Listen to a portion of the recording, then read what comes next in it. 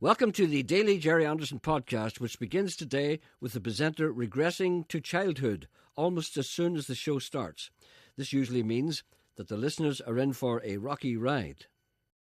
I'm the baby in our family. What do you look at? Thanks. You know. I was always spoiled. Yeah. I have two older brothers and an older sister. She won't thank me for that. But I was always, well, the apple in my mother's eye. Were you? Were you the apple in your mother's eye? Or were you just like the rest think of them? so. Were you not? No. My father didn't like me. So you keep saying. He thought I was some kind of freak. Well, that's not too bad. Freak. I thought you were going to say something else there. Freak's So I acceptable. didn't think that. He thought that at the start. But then somebody said, no, he's not.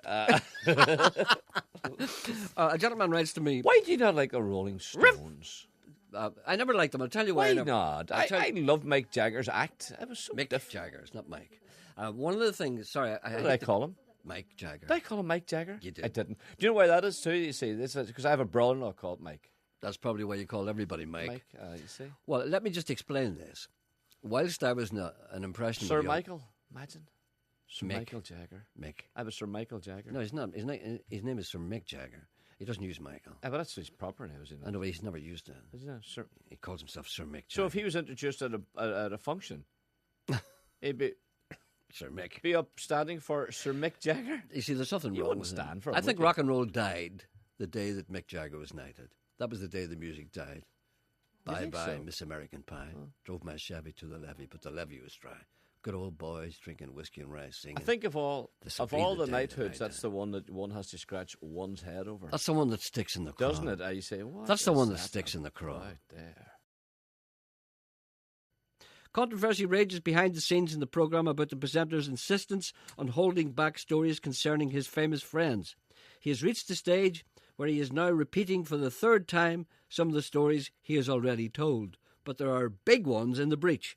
Why will he not pull the trigger and tell the people these new stories? Sean asked Jerry to tell his Elvis story. I'm intrigued to hear it. Go. Well, if he was intrigued to hear, he will know that he will never hear that story until such time as I find someone suitable to tell it to. See, there's no one around that I regard as being, well, I suppose, worldly enough. Remember I said I had high hopes for Ryan Tubridy, but now I realise he's just a little lawyer like the rest of them. And he's going to Radio 2, which means you'll never hear of him again. He'll become like Ken Bruce and play golf, and then he'll become like you. Then he'll become like Terry Wogan. No, he won't. He's not smart enough. No, I thought I would tell it to him because I was going to tell Why it did you to tell it to Wogan? Because he never asked me. He never asked you. No, he didn't have a show then. I could have told But him. you had a show and you have, which you still have, incidentally, and Terry Wogan sat in there opposite you and you interviewed him. Yes. Why didn't you say, by the way, Terry, just before you go? Did you ever meet Elvis, Terry? Did you ever hear That would have my been the Elvis way in, story? wouldn't it? Wouldn't it? Terry, have you ever met Elvis? Yeah. I'm sure he did at one stage of his career, but then again, probably not. Wouldn't it have been great if he had said no? Terry, let me do that. Can you do Terry Wogan? No, not really. It's a shame. Okay, Terry, have you ever met, I don't know why I'm asking you this, it's just a little thing in the back of my mind. Have you ever met Elvis? Who, is it me? Yeah, just say no. No. Have you not? I would have thought you would. If you've met I most would- people, no, you've met no. Ringo Starr. As a matter of fact, we were talking about Ringo Starr right, the other day. that's right. I'm surprised you never met Elvis. You met most of the Beatles, I'm sure. I have indeed. Have you met Elvis, Jerry? I don't know who that is. No, but I'm just trying to go up and down that inflection that he has. No way he goes up and he goes down and He always starts at the Aye. top and goes down the middle. that's of right, him like yeah. that. Have I can't do you it. ever met him yourself? That's You know. just Gay Byrne. But there's something down there. No, isn't that's it? just standard Gay Byrne. Don't be putting Gay Byrne. Gay Byrne. Terry doesn't like Gay Byrne. Does he not? I don't think he does. You don't know. You just made that up. No, I have a feeling that he does. You don't know. I have a reason for thinking that, but I have a feeling that he couldn't be bothered with him because Gable's a little fussy, isn't he? Anyway, if Wogan's not like that, he's very laid back and kind of smart, which is what nearly everybody isn't. And speaking of which, a gentleman sends me a clip. Where is this going? It's going that I can't tell you the Elvis story until I find a man that is worthy of telling it to. And you might say to yourself, why don't you tell it to me? Go and ask you why. Why don't you tell it to me? Because it's not the same. Because if I tell it to you... Why don't you tell it to Jim Brown? Jim Brown? No, I have to tell it to a prominent broadcaster. It has to be a nationwide audience. Do you think I'm going to throw that story away, cast my pearl before swine? I have to have a nationwide audience. When I'm invited on to... What could I be invited What about John Humphreys? I would tell it to Graham Norton. Would you? I always liked Graham Norton. I knew Graham Norton before he was Graham Norton, you know. Did you know that? No. I Who met was Graham he? Norton about 10 years ago. Well, he was Graham Norton. Yeah. But he wasn't the Graham Norton that you know now. It wasn't that. It wasn't that Graham Norton. He was the, hello, how are you, Graham Norton? What's your name? My name's Anderson. Oh, hello, how are you? How's it going? Would you like a drink? Oh, great, yeah. How's it going? You know, that kind of Graham Norton. Yeah. None of this. None of that. See, that's all affected.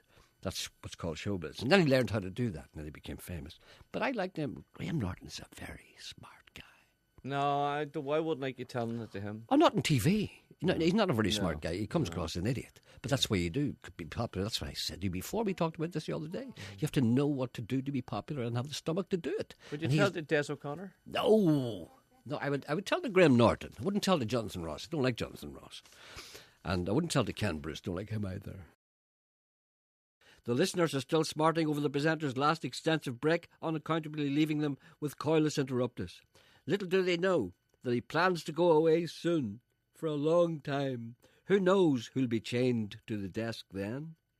When a leader flees abroad, as you often do. I'm turning to Wogan now. Do you hear me? I hear. Do you hear that? Because you put that in my mind. Yes. Because he starts very low and goes up a little like that. That's right. Ken Bruce tries to do that. Ken Bruce, thank you for the music, Ken. Yeah. Great music, Ken. Thank you for the music, Ken. Thank you for the music. He sings too, doesn't he, Ken? See, the reason why Ken Bruce ever got on the radio too, because he sounded exactly like Morgan. Morgan, aye. See, when Morgan left, you see, to go and do television, they find it's like, you know, when the One Show stopped, when Christian Blakely left, they tried to find somebody who looked like Christian, so they went to Wales and they said, "Anybody here look like Christian Blakely?" And the girl went, "I do." And she came up, and there she is. So they did the same with him. So he's talking like that. Makes a slight Scottish accent, but he's a bit like Hogan. I can't do any of them. That's why, like, who did that sound? No, like but that? it wasn't Ken is more. Great he's music, more, Ken. Is he not more nasally? There's no sense of humour. Yeah, is he more? There's no sense of humour. I sat beside him one time at a do, and he wouldn't speak to me at all. He's bald, isn't he? I don't think bald men should have beards. There's not a man with a bald head who ever enjoyed having one. When a leader flees abroad, as you often do, Yes. all respect goes out the window. I'd like to paraphrase a bit of Sean's banter with a punter during your most recent period in exile. Punter rang up and said, "When is old Scrotum Neck back?" Sean says, "Oh, he'll be in prison for another while. So let's all sit back and enjoy Mouldy Old Dough by Lieutenant Pigeon." No, we never played it. That's a lie. It's paraphrasing. Punter, that's great, Sean. Please keep scraping the bottom of the musical barrel until his release. It's what the people want. It's what Diana would have wanted had she still been alive. I think you should remember the opinion of Prince Philip, who on his recent 90th birthday was asked what he thought of Sean Coyle's stewardship of the Jerry Anderson show. His reply said, "It was ghastly. Ghastly. Best wishes, and don't leave us again with him." Who's that from? I can't give you his name and Give us a address. name. He I said, want a name. "All right, okay." What a name. No, he doesn't leave a name. That's No, he no doesn't good. leave. See, Is why that do not- you never- hold on, never- there's something around the back. No, he doesn't say who he Leave a is. name, even for first. What do you want to do? Break his windows? There's been great celebration and unconfined joy at the opening of the new Peace Bridge in Stoke City. As a matter of fact, joy has been unconfined specifically for the occasion under the early release scheme. Boom, boom. But not everybody has taken a shine to the new cross-community structure. You don't like the new bridge, do you? Oh, I was on it. Now, last, be honest. No, I was on it last night, and Our new Peace I Bridge. couldn't get enjoying it. There were too many people. I wanted them to go away and let me and savor the moment myself. And also, can I please, on bended knee, ask the good people who come to see the bridge, leave your dog in the house. Why would you do that? Why? Because I don't want dogs. There's dogs You calling. don't want dogs? No, there's dogs calling cards all over it. But do they not people? No. Do not people not bring the wee plastic bags to pick Not up the at shite? all. Do they not do No. that? And there was one gentleman in front of us, and he had 4 dogs. That's four. 4 dogs on the lead. And they, Did they all curl one out? well, you know what I mean. That's stop it. But there's too many people. Don't leave your. If you want to visit go and see the bridge, leave your dog, please, in the house. I was thinking, I maybe believe you're going to bring your gun the next time for the skateboarders.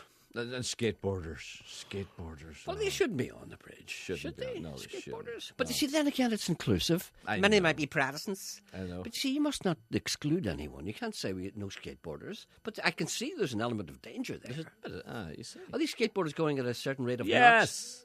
You know. Calm down. It's I all know, right. I know, It's I all right. know, It's I okay. know, I know. So you feel as if there's a danger of a collision I'm not there. going back. I've turned my back on the bridge. And I know. you didn't give it much of a chance, I did don't you? care. I'm not going back until I see a sign at each end of the bridge. No dog. I'm not going over it.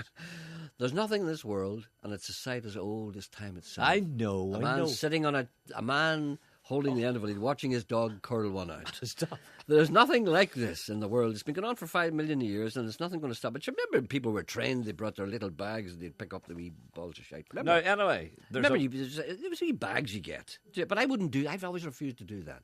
But it doesn't really apply to me now, because my dog has now gone to that great candle in the I was sky. thinking of perhaps opening some sort of a little dog motel, for the people who want to walk over What the about a bridge. crematorium? That No, would but be you could check your dog in.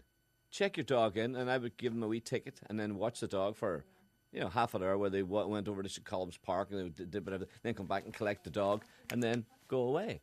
Do you understand? So I was thinking of doing something like that, opening. And the idea being that you'd throw away the key. An innocent conversation about cremola foam eventually leads to something dark and sinister in the presenter's black heart. His envy of successful national broadcasters is palpable. Cremola foam is back on the shelves. That's the type of things people tell me. I don't think we say hi, me or you. But I bet you, hey. No, we don't know. We don't, because we're too conscious of it. Hey, what a pidgey, hey. We don't say that because we know that people will pull us up. See, we've been corrected. Not that there's anything wrong with that. It's a little thing. I mean, people, you wouldn't have thought that people in Ballymena said hi, but remember little Paddy Jenkins had that advertising slogan? Big shopping centre, Ballymena, hey? I believe he's on a very good play, The Dockers. It's on at the Lyric Theatre today, and I have... Maybe you don't. got the same message. You get a text, because you see the text before I do. Yes, here it is. See, any texts that are sent here, he sees them. He being me. Yeah, the emails come straight to me. Jerry, I went along to see Dockers in the new Lyric Theatre. If you haven't already been there, you don't know what you're missing. Everyone in the cast, from Mary Jones to Paddy Jenkins, were superb. All those couch potatoes watching the likes of How Clean Is Your House don't know what they're missing. There we are. There's a man fighting against the cancer that is television. Ken Bruce sounds like William Hague. Does he? You do William Hague. Go do a bit of William Hague. Well, what can I say? William Hague. Put on a record. Yeah, well, a lovely little song there by the Beatles. Yeah, very nice too it was. Had my fingers tapping and my toes were all a-go. Lovely little song. Right? Sure. It does remind me of Ken Bruce, actually. There's a slight resemblance there. Could you please No, play... but I keep saying to you, Ken Bruce is more nasal, isn't more he? He's nasal, more. Ken That was the Beatles there. Thank you, Terry. Have a nice day, Terry. Great music, Teddy. Terry, have a nice, doesn't he? He's more. A fella sends me an email. He says, I don't seem to like anybody. No, it's You not don't? true. No, you it's- don't. it's You not- don't. No, You don't. No. You see, I'll tell you what the difference is. It sounds that if I don't like anybody. Let me just explain. It's important that I explain this. I like a lot of people. Can I just interrupt you there for 1 second? Okay. Just for 1 second. I just want to, because I was talking to a friend of mine last night. A friend that you know.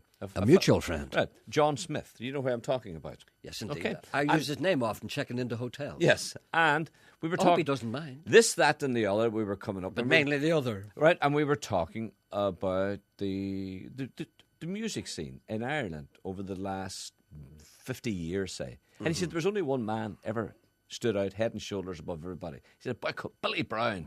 Billy Brown was the only man that ever did anything for me.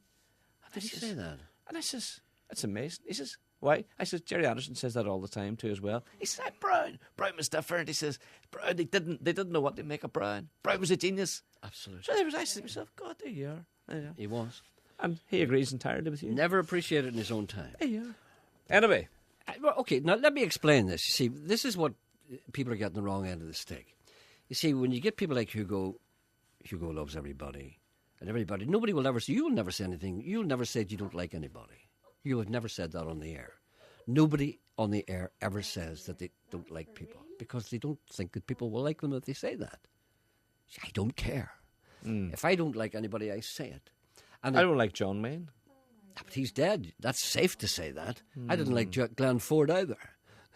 Is Glenn dead? I'm afraid he is. Oh, no. Why do you think I said it?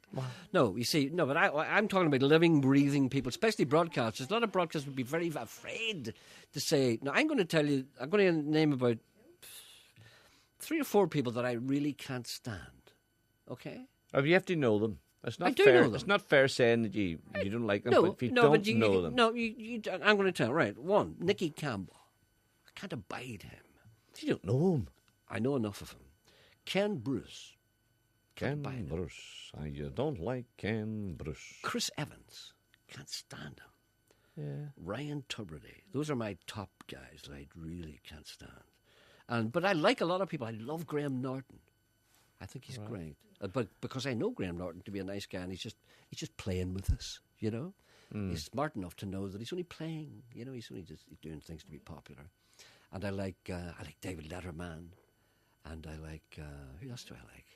Can't think. I'm trying to think of somebody I don't like. But you see, you wouldn't say if you didn't. No, like but I'm them. going to get someone before I end this program. Before the end of this program, I want you to name somebody that is currently broadcasting or on television that you don't like, and I want you to say it. Okay. I want you to say, I don't like. That's for example. I mean, we're not picking this. It's an arbitrary name. It's like Paul O'Grady. Yes. I want you to say, I don't like Paul O'Grady. I want you to say that. Because people think like that all the time, but broadcasters are afraid to say what they think. I don't care because I know they're going to sack me anyway. Not content, he is teaching Coyle to hate and wants to bring him down with him. Will Coyle resist and refuse to say bad things about people and therefore prosper and do well? Let's see. I'm apologising in advance, though. Come That's on, no good, is just it? say somebody you don't like. I've Make an never enemy. met- Go on, make an enemy. I've never met this person before. Go on, stop. Say it. Say you don't like them. Go on. I don't like... Go on.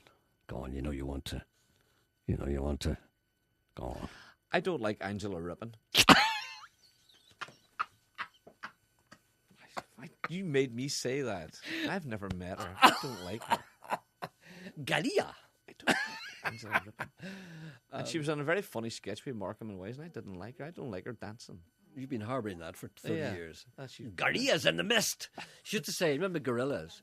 As in gorilla, as in urban terrorists, Yes, whatever. yes, We didn't call them gorillas here, just call them, yeah, shitters there.